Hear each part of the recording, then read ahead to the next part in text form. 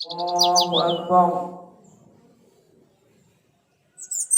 Allahu Akbar.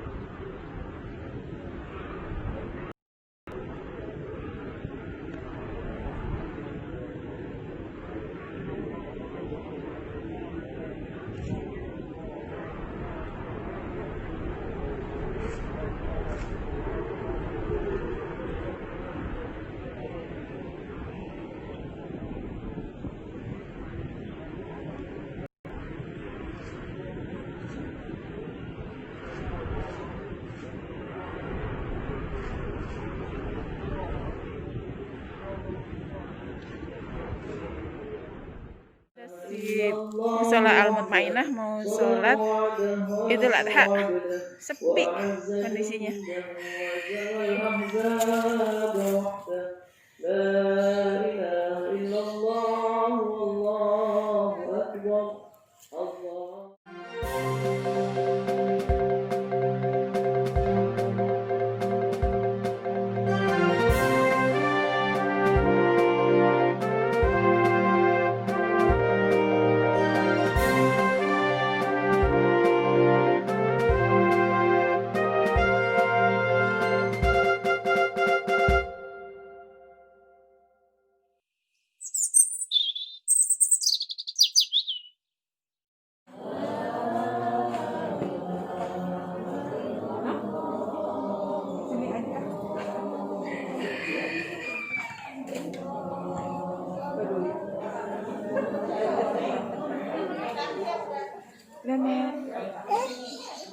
Assalamualaikum.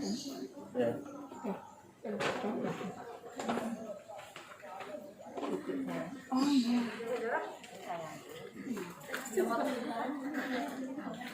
Udah oleng lihat komplain. Assalamualaikum warahmatullahi wabarakatuh.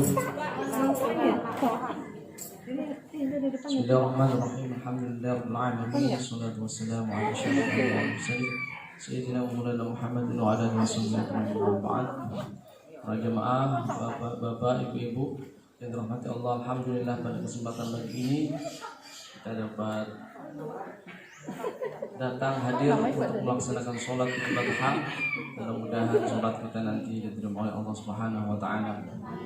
Ya Rabbal alamin. Salawat dan salam kita aturkan kepada beliau Nabi Muhammad sallallahu alaihi wasallam. Mudah-mudahan kita mendapat syafaatnya di yaumul qiyamah. Amin ya rabbal alamin. Tentu saja saya mewakili dari DKM Al-Mutmainah. Yang pertama mengucapkan minta maaf yang sebesar-besarnya pada tahun ini belum bisa menerima dan menyalurkan hewan kurbannya. Mudah-mudahan tahun yang akan datang kita dapat melaksanakan kembali seperti rutinitas yang biasa kita kerjakan atau kegiatan yang biasa kita kerjakan di musola Al-Mutmainah. Mudah-mudahan dengan virus ini, dengan doa jemaah sekalian, virus corona segera diangkat oleh Allah Subhanahu wa taala. Ya Rabbal alamin. Untuk khatib pada tahun ini akan diisi oleh Ustadz Ali Usman SPD SQ yang alhamdulillah sudah hadir pada kesempatan hari ini. Adapun sholat Idul Adha kita mulai jam 7 insyaallah. Mudah-mudahan semua aktivitas kita diberkahi oleh Allah Subhanahu wa taala. Amin ya rabbal alamin. Sekian, assalamualaikum warahmatullahi wabarakatuh. Allahu akbar, Allahu akbar, Allahu akbar. Sallu sunnatal Eid al-Adha rak'atain jami'atan rahimakumullah.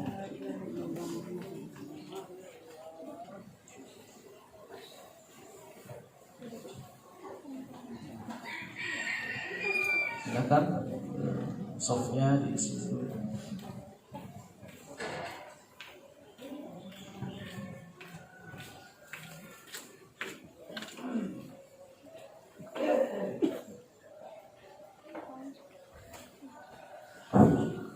Untuk kefiat tata caranya seperti sholat Idul Fitri.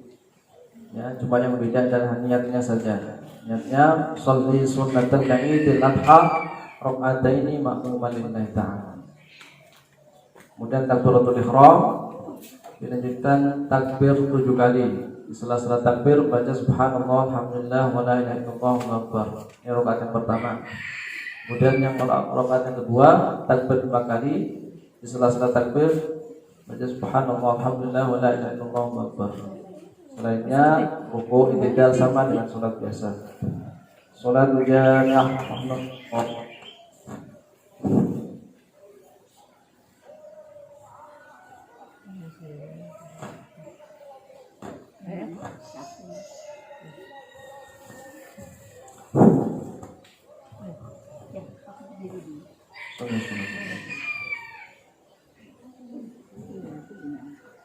Allahu Akbar.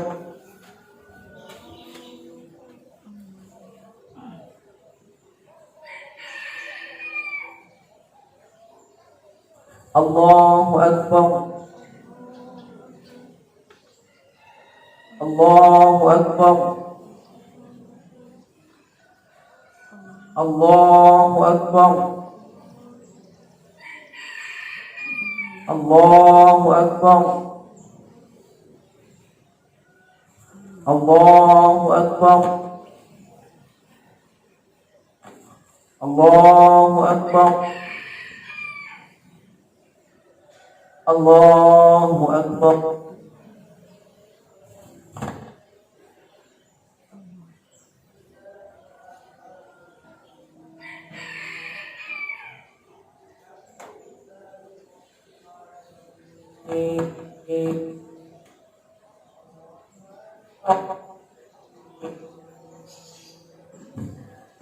مالك يوم إياك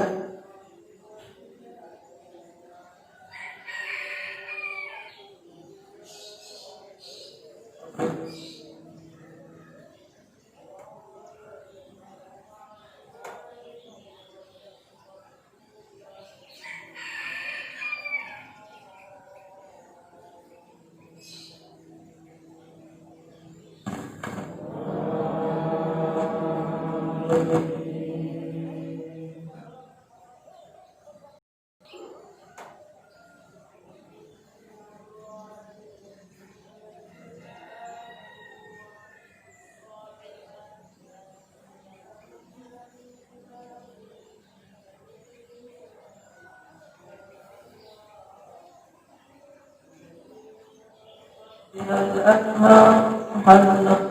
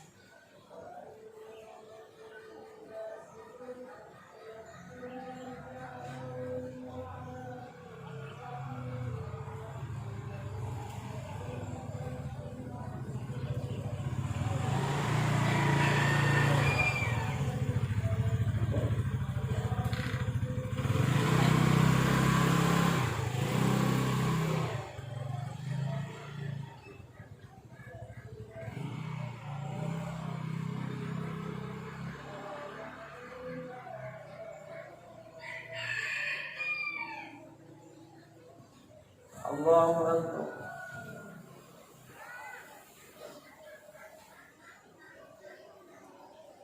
سمع الله لمن حمده. الله أكبر.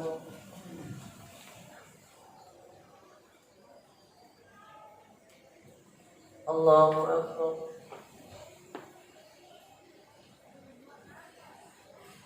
الله أكبر.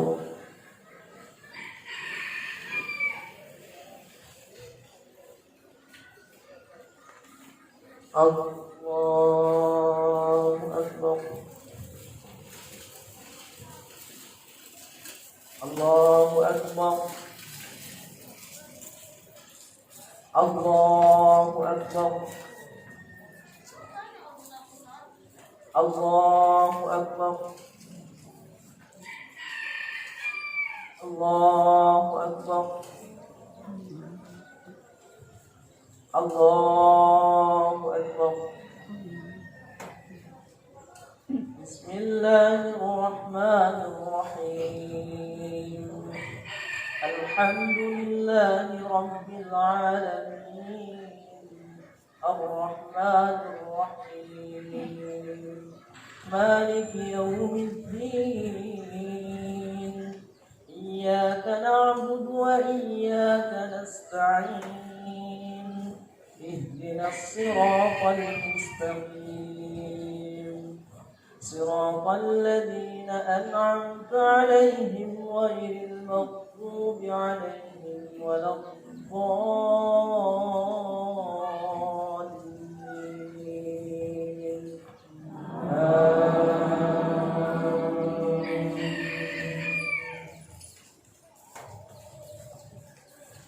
وإذ قال إبراهيم رب اجعل هذا البلد آمنا واجنبني وبني أن نعبد الأصنام رب إنهن أضللن كثيرا من الناس فمن تبعني فإنه مني ومن عصاني فإنك غفور رحيم. ربنا إني أسكنت من ذريتي بواد غير ذي زرع عند بيتك المحرم ربنا ليقيموا الصلاة فاجعل أفئدة من الناس تهوي إليهم وارزقهم من الثمرات لعلهم يشكرون. ربنا إنك تعلم ما نخفي وما نعلن وما يخفى على الله من شيء في الأرض ولا في السماء. الحمد لله الذي وهب لي على الكبر إسماعيل وإسحاق إن ربي لسميع الدعاء. رب اجعلني مقيم الصلاة ومن ذريتي ربنا وتقبل دعاء. ربنا اغفر لي ولوالدي وللمؤمنين يوم يقوم الحساب. الله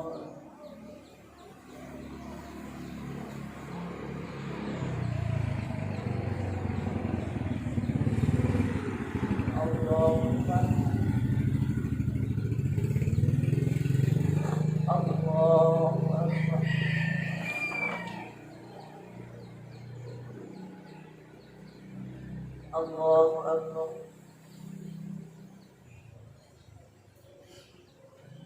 الله أكبر.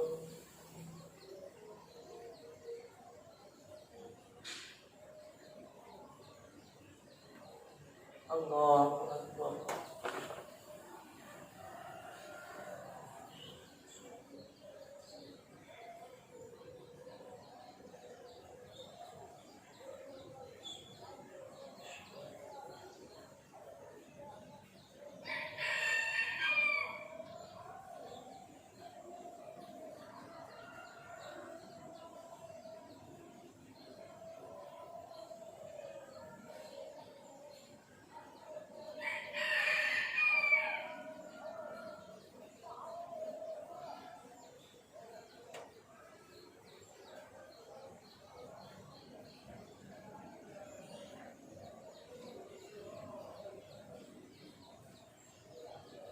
السلام عليكم ورحمة الله. السلام عليكم.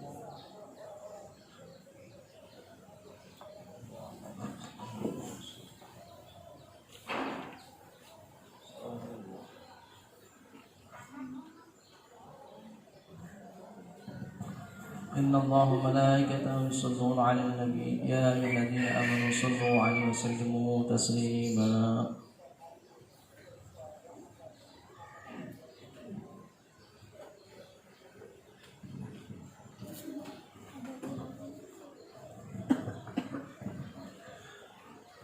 Assalamualaikum warahmatullahi wabarakatuh.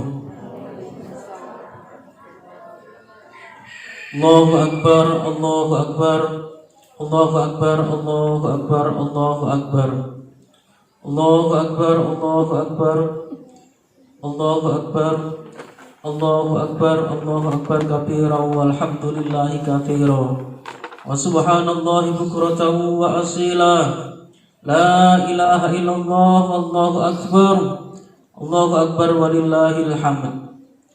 Alhamdulillah, alhamdulillahilladzi hadana subul salam wa afhamana bi syariatin nabiyil karim. Asyhadu an la ilaha illallah wahdahu la syarikalah dzul jalali wal ikram. Wa asyhadu anna sayyidina nabiyyana Muhammadan abduhu wa rasuluh. Allahumma salli wa sallim wa barik ala sayyidina Muhammadin wa ala alihi wa ashabihi wa tabi'ina bi ihsanin ila yaumiddin.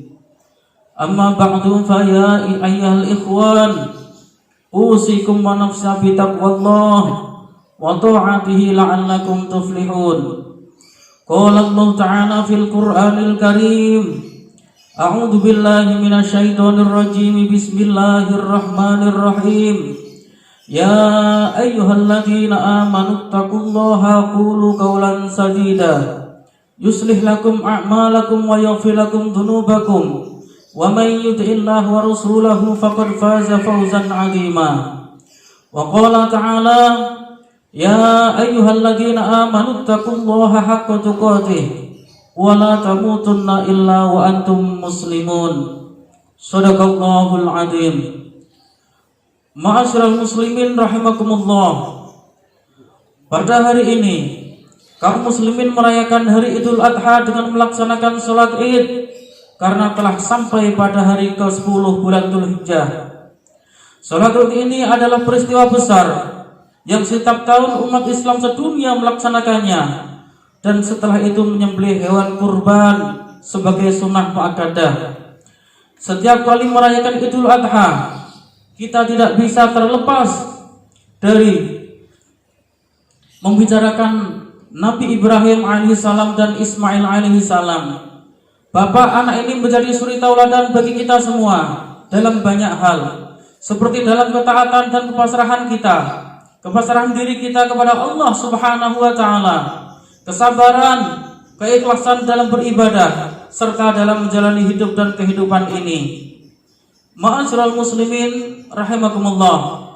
Nabiullah Ibrahim alaihi salatu wasalam adalah seorang ayah sekaligus seorang hamba Allah yang lurus, berhati lembut, lagi penyantun. Beliau seorang nabi dengan teladan kepemimpinan yang mencerahkan. Sedangkan sang anak Nabiullah Ismail alaihi salam adalah seorang anak yang sabar dan berbakti kepada kedua orang tuanya, dan tentunya juga taat kepada Allah Subhanahu wa taala. Ma'asyiral muslimin rahimakumullah. Nabiullah Ibrahim menikah dengan Siti Sarah sudah cukup lama, bertahun-tahun, namun belum dikaruniai seorang anak pun. Beliau telah lama mengidamkan hadirnya seorang anak.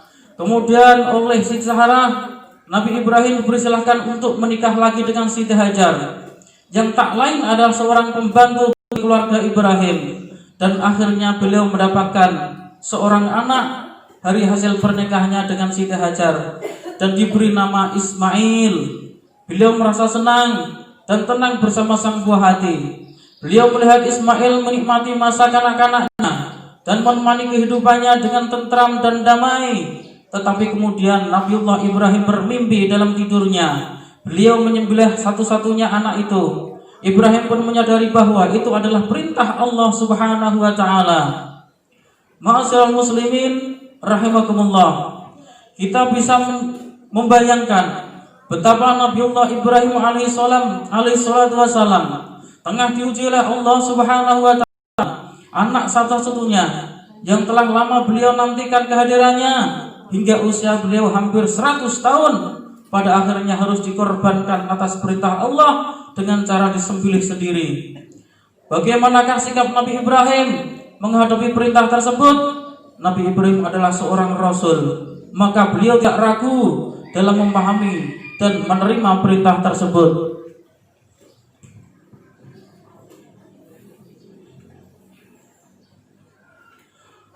Tidak ada kekacauan dalam pikiran beliau, sehingga beliau tidak melakukan protes ataupun mencoba bertanya kepada Allah untuk meminta klarifikasi. Misalnya dengan bertanya, kenapa ya Allah harus saya menyembelih anak tunggal saya ini? Tidak ada pertanyaan-pertanyaan seperti itu. Yang ada pada Nabi Ibrahim alaihissalatu wassalam adalah penerimaan total, keridhaan yang mendalam, ketenangan dan kedamaian dan luar biasa. Itulah sebabnya Nabi Ibrahim alaihissalatu wassalam mendapatkan berbagai macam gelar seperti ulul azmi, orang yang sangat sabar, Khalilullah, kekasih Allah, Hanifan muslimah, orang yang lurus, yang berserah diri kepada Allah Subhanahu wa taala, atau Abul Anbiya, bapaknya para nabi, dan sebagainya. Ma'asyiral muslimin rahimakumullah.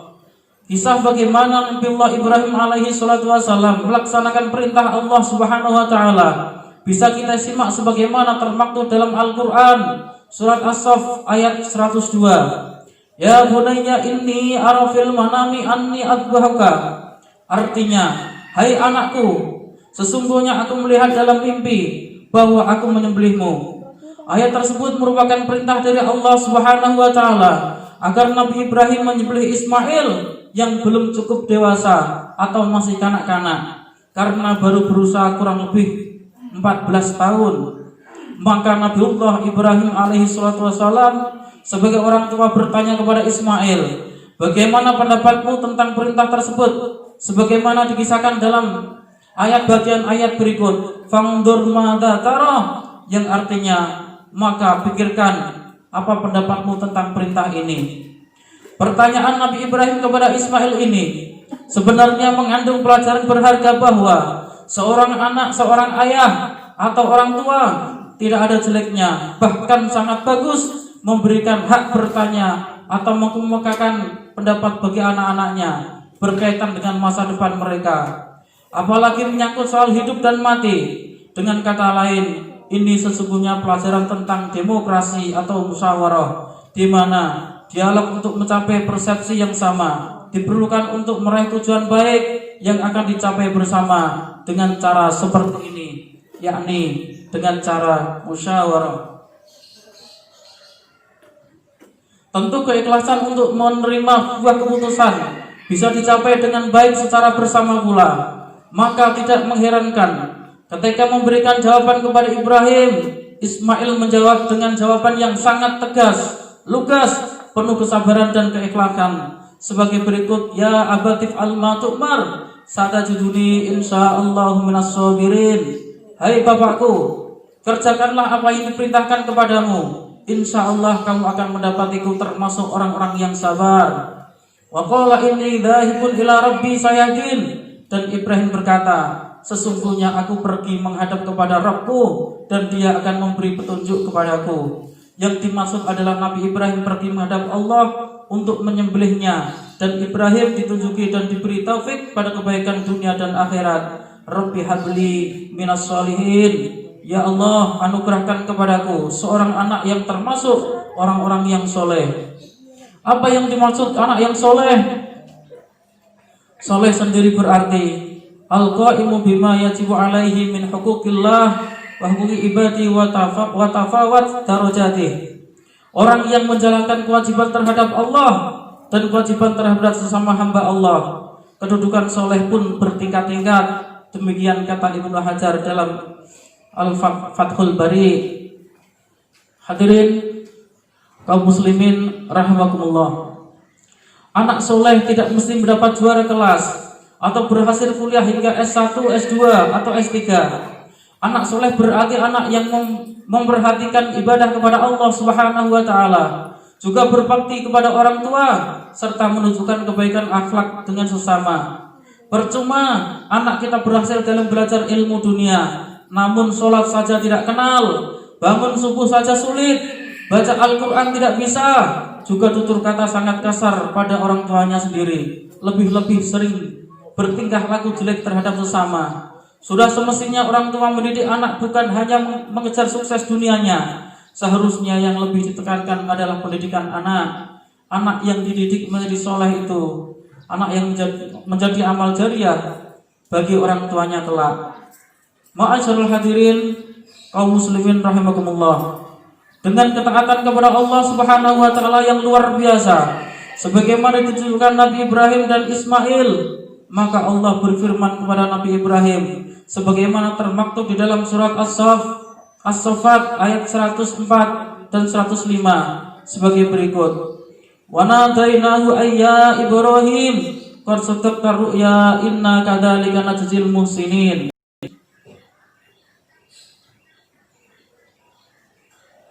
Hai Ibrahim, sesungguhnya kamu telah membenarkan mimpi itu. Sesungguhnya demikianlah kami memberi balasan kepada orang yang berbuat baik. Ayat ini menunjukkan bahwa Allah hanya menghendaki ketundukan dan penyerahan diri Nabi Ibrahim alaihi salatu wasalam, sehingga tiada lagi tersisa dalam diri beliau kecuali ketaatan kepada Allah Subhanahu wa taala. Nabi Ibrahim meyakini tidak ada perintah yang lebih berharga dan lebih tinggi daripada perintah Allah Subhanahu wa taala.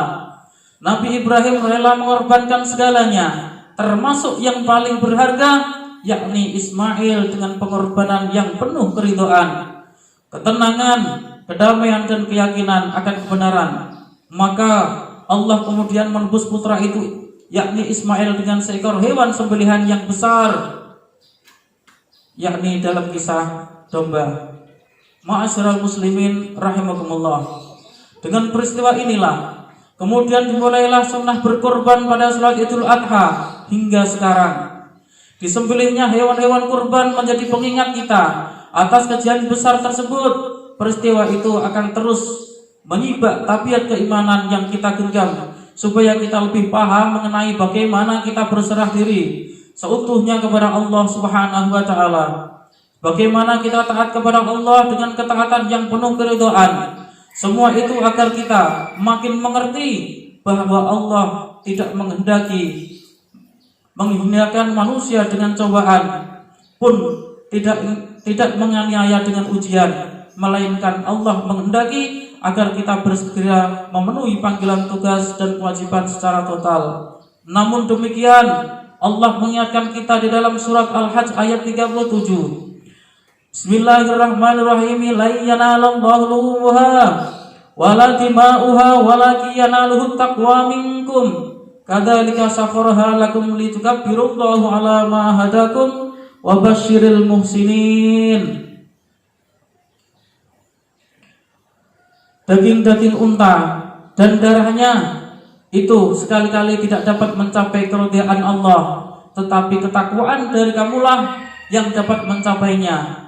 Demikianlah Allah telah menundukkannya untuk kamu supaya kamu mengagungkan Allah terhadap hidayahnya kepada kamu, dan berilah kabar gembira kepada orang-orang yang berbuat baik.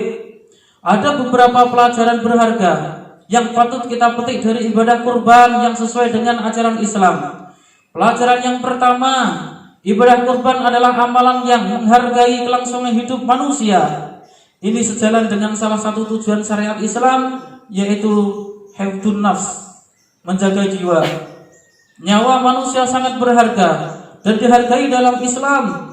Walaupun perintah dalam mimpinya agar menyembelih seorang, tetapi dalam kenyataan Nabi Ibrahim menyembelih seekor hewan ternak. Peristiwa ini merupakan penghapusan tradisi buruk berupa penyembelihan manusia yang dijadikan sebagai sesaji dan tumbal yang dipersembahkan bagi tuhan-tuhan yang mereka sembah di Kan'an bayi-bayi mungil yang tak berusaha dipersembahkan kepada dewa Bal. Di Mesir kuno, di setiap tahun pada hari ke-11 bulan Kipti, masyarakat Mesir mengadakan ritual dengan menghiasi gadis tercantik jelita dengan hiasan yang paling mewah dan didandani dengan bedak, lipstik, parfum yang terhebat, kemudian ditenggelamkan ke laut atau ditenggelamkan dalam sungai Nil sampai ke dasar yang bertujuan sebagai sesembahan dewa sungai Nil. Dan ritual tersebut dihapus sedikit demi sedikit sampai punah oleh Amr bin Ans atas persetujuan Amirul Mukminin Umar bin Khattab. Di Meksiko ada orang-orang Aztec mempersembahkan jantung dan darah manusia kepada dewa matahari. Di Eropa Utara, orang-orang Viking mempersembahkan pemuka agama kepada dewa Odin, dewa yang telah mereka sembah. Di Persia menyembelih manusia untuk sesembahan dewa. Bahkan ritual pengorbanan manusia masih terus berlangsung di Eropa sampai pada tahun 657 Masehi, ketika undang-undang pelarangan penyembelihan manusia sebagai sesaji dirumuskan. Ritual korban yang diajarkan oleh agama Islam jauh sama sekali dari praktek pengorbanan nyawa manusia. Ajaran korban dalam Islam dipraktekkan dengan menyembelih hewan ternak yang sehat, utuh dan kuat, yang dagingnya disediakan dan dikonsumsi oleh saudara-saudara kita, dikonsumsi oleh orang banyak. Alih-alih mengobarkan jiwa manusia, ritual korban dalam Islam justru bermakna bagi kesehatan, keperkasaan, kebahagiaan, dan kesejahteraan manusia, khususnya kaum duafa, kaum lemah, karena dapat menikmati konsumsi daging. Kemudian pelajaran yang kedua adalah ibadah kurban mengajarkan tentang cinta kepada Allah Subhanahu wa taala yang harus senantiasa dijunjung tinggi di atas cinta kepada anak. Dalam kehidupan nyata, tidak sedikit orang tua yang menjadikan anak segala-galanya sehingga merendahkan bahkan melupakan cintanya kepada Allah Subhanahu wa taala demi wujudkan rasa cintanya kepada sang anak. Banyak orang tua yang buta dan lupa akan syariat agama. Kisah Nabiullah Ibrahim yang mematuhi perintah Allah dalam mimpinya untuk menyembelih putranya membuktikan kesetiaannya, cintanya yang total kepada Allah Subhanahu wa taala. Ajaran Islam menegaskan bahwa orang tua harus mencintai anaknya dengan memenuhi kebutuhan hidupnya melalui pengasuhan, bimbingan, keteladanan, pembinaan, dan pendidikan sesuai dengan perkembangan kejiwaannya. Dalam waktu yang bersamaan, ajaran Islam juga mengingatkan akan timbulnya fitnah yang bersumber dari perlakuan atas nama cinta yang berpihak kepada sang anak. Kemudian pelajaran yang ketiga adalah kisah dialog antara Ibrahim dan Ismail dalam memutuskan perintah penyembelihan, menggambarkan proses pendidikan cinta kepada Allah. Nabi Ibrahim dikenal sebagai Khalilullah yang berarti kekasih Allah. Gelar ini sejatinya menegaskan bahwa Ibrahim adalah figur yang pasti tunduk dan patuh kepada Allah, pasti tunduk kepada perintah Allah. Tapi dalam kisah Al-Quran, Ibrahim memutuskan niat menyembelih putranya setelah melalui kegundahan batin dan dialog dengan putranya dalam bingkai keimanan kepada Allah. Ini menggambarkan bahwa proses cinta kepada Allah harus dibangun melalui proses pendidikan dan pembelajaran. Dengan kata lain, pendidikan yang baik harus mengutamakan perhatiannya pada penanaman dan pembiasaan cinta kepada Sang Khalik. Kemudian pelajaran yang keempat, Nabi Ismail adalah sosok pemuda yang berpikir matang dan bervisi masa depan, tidak terkecoh oleh kenikmatan sesaat yang seringkali mengecohkan para pemuda. Menyadari bahwa segala sesuatu membutuhkan pengorbanan adalah prinsip Nabi Ismail. Melihat prinsipnya itu mencerminkan sikapnya dalam meraih sesuatu tidak instan, membutuhkan kesabaran. Ada proses dan mekanisme yang harus dilalui dan tidak tergesa-gesa. Nabi Ismail meski berumur muda akan tetapi bersikap dan bertindak dengan ilmunya. Hadirin kaum muslimin rahimakumullah. Nabi Ismail walaupun masih muda tetapi pola pikirnya sudah matang dan dewasa. sebaik-baik anak muda adalah anak muda yang berperilaku seperti orang tua. Sedangkan seburuk-buruk orang tua adalah orang tua yang berperilaku seperti anak muda. Teladan Ismail sangat baik dijadikan ikon bagi anak-anak muda dalam membangun peradaban.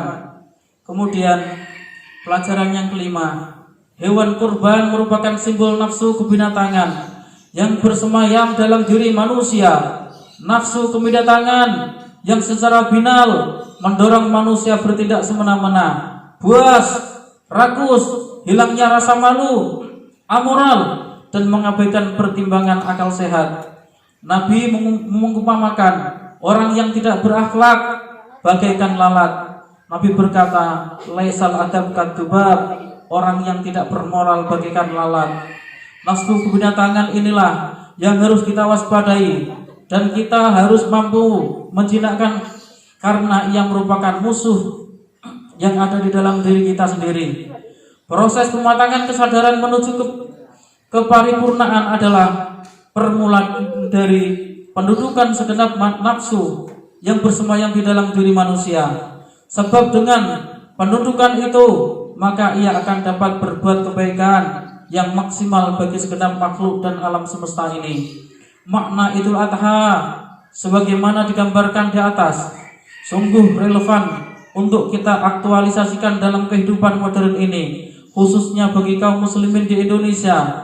Sebagai bangsa yang beradab, kita terus berusaha menciptakan tata kehidupan yang damai, penuh cinta kasih, baik dalam skala kecil pergaulan antara pribadi maupun dalam skala besar pergaulan antar sesama komunitas. Di sisi lain, sebagai bangsa yang terus mengupayakan pembangunan dalam segala bidang, kita senantiasa berusaha memperkuat kesatuan, persatuan dan solidaritas untuk kebahagiaan dan kesejahteraan seluruh rakyat Indonesia. Dalam waktu yang bersamaan, sebagian dari masyarakat dunia, Indonesia terus mengupayakan sumbangan dan peran dalam membangun peradaban modern, manusiawi dan religius.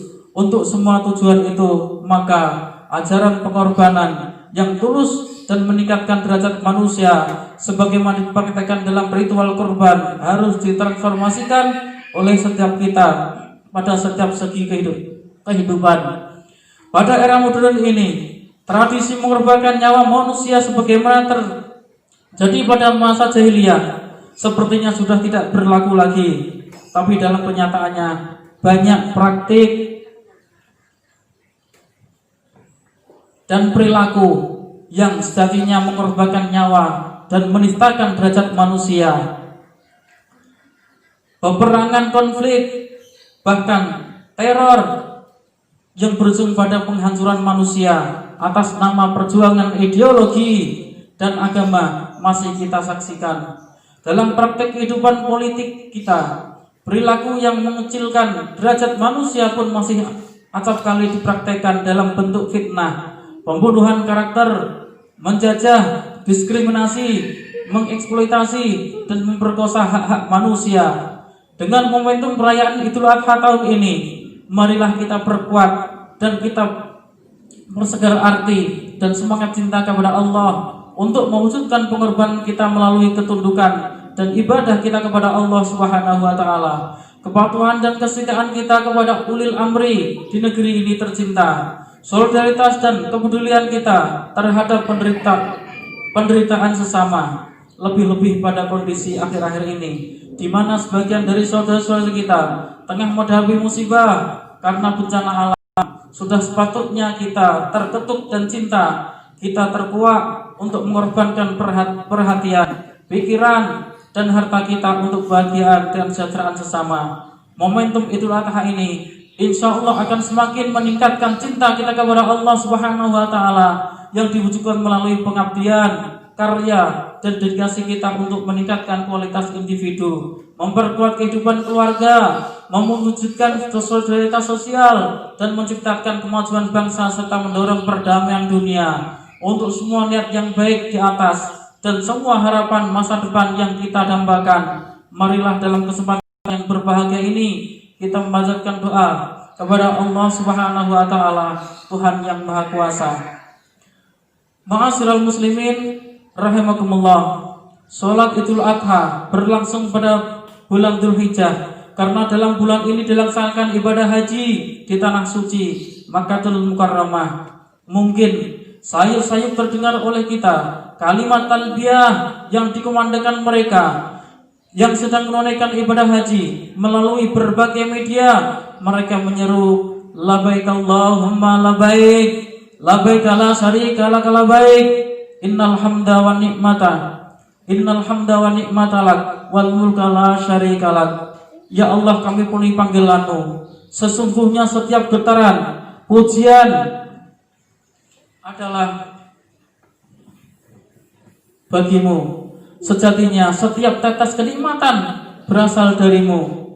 Sebenar-benarnya Engkaulah Raja dan penguasa kami. Si banyak burung.